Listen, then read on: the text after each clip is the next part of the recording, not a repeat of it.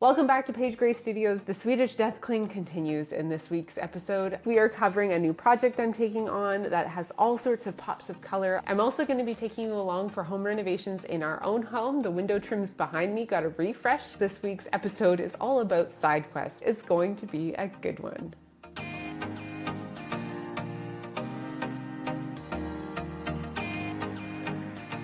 The Swedish Death Clean continues. Also, I'm losing steam. Admittedly, this is much larger a project than I ever anticipated it being. There are a lot of closets and a lot of things going on in homes that we all, I'm sure, like to forget about. In the middle of it all, I'm feeling very overwhelmed. I'm realizing how much we've hung on to over the years that is not necessary in our lives.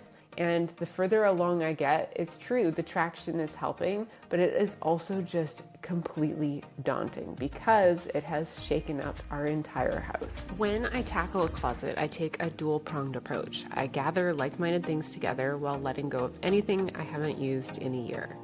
That includes the unopened beauty products I was once excited about, facing down half-used serums, or those beautifully packaged face masks I meant to try, or the high-quality vitamins I fully intended to take. Each item carries a small story of good intentions, but also a quiet reminder of how clutter begins, and that intention doesn't always equal action. As I sort and refine, I face the real work, being honest about what supports the life that I'm trying to build and what distracts from it. It's not always easy. Refinement can feel like a loss, but when I'm done, the space breathes again. What's left feels light, useful, and clear.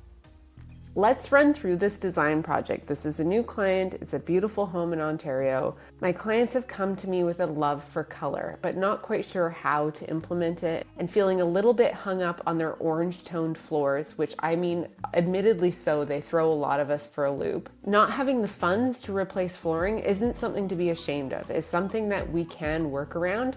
And in this case, we're going to embrace the orange and integrate it into the pops of color to make it look really intentional rather than sticking out like a sore thumb. Running through the inspiration for this project, we want to take a look at what the clients have sent me that they love. They are clearly inspired by pops of color. As you can see, they are not afraid of integrating colors from the opposite sides of the color wheel, which is so exciting and very unique. All of their inspiration photos have a really neutral base that allows these pops of color to really lift off of the surfaces, but they've all been integrated in such a way that feels quite intentional. As much as color is coming back around in trends as a pop of color, I feel like the dated way to do this would be to have an entirely neutral room and then add a couple throw pillows that are bright yellow. To me, this feels like an afterthought, and I would much rather take the approach of integrating more of like a maximalist approach, which is to say layering multiple forms of texture and color and pattern.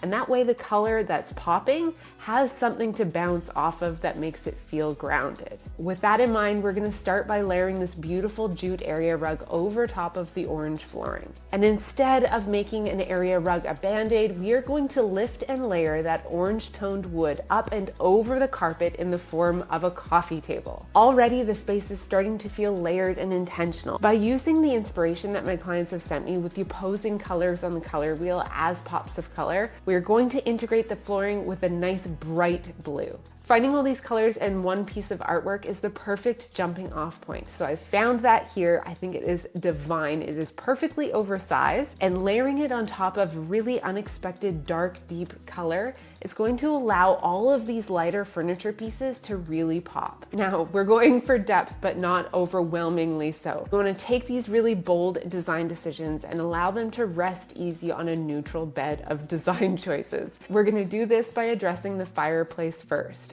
Instead of doing a paint on the fireplace, we're actually going to integrate a lime wash finish. The fireplace you see behind me, I did myself with lime wash, and it is such a beautiful application. Believe it or not, this fireplace used to be bright orange. I'm going to add a photo here just for reference.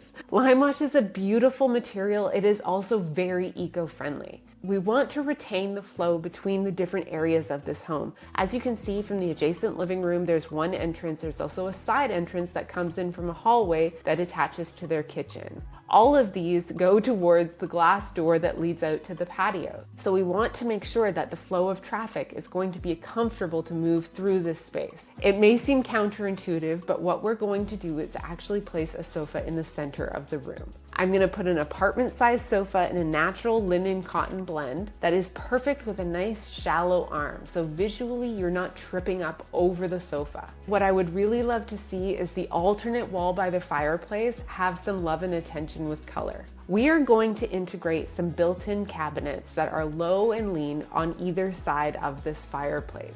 This is a great way to integrate storage for kids' toys so that they are out of sight and out of mind when need be. Not only that, it is going to allow the walls to sink back to the back of the fireplace. Right now, the fireplace is so heavy and is pulling into the center of the room. By allowing ourselves to see right to the drywall on either side of the fireplace, it just broadens the width of the room and makes it feel larger. Lighting is the perfect way to stretch a space. We're going to do this intentionally in this space by adding an armed light sconce above the bold art on the opposite side of the room from the fireplace, and then repeat a sconce on either side of the fireplace to really bookend the room. All this space needs are some light touches and accessories and continued forms of color that are repeating from the art, and we are good to go.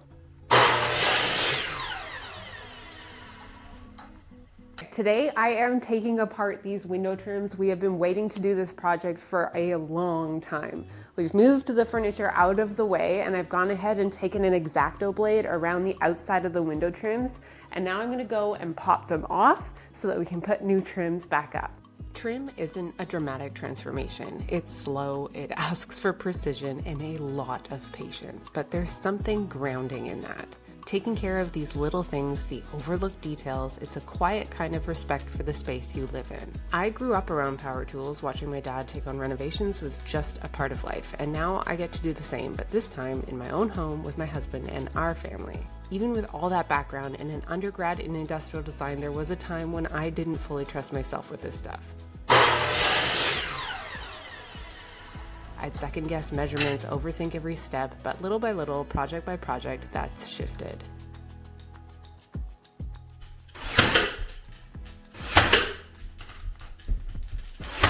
Now the tools feel familiar and the process feels like my own. Doing this kind of work has become something I actually enjoy. It's not just about getting the job done, it's about showing up, taking your time, and building something with care.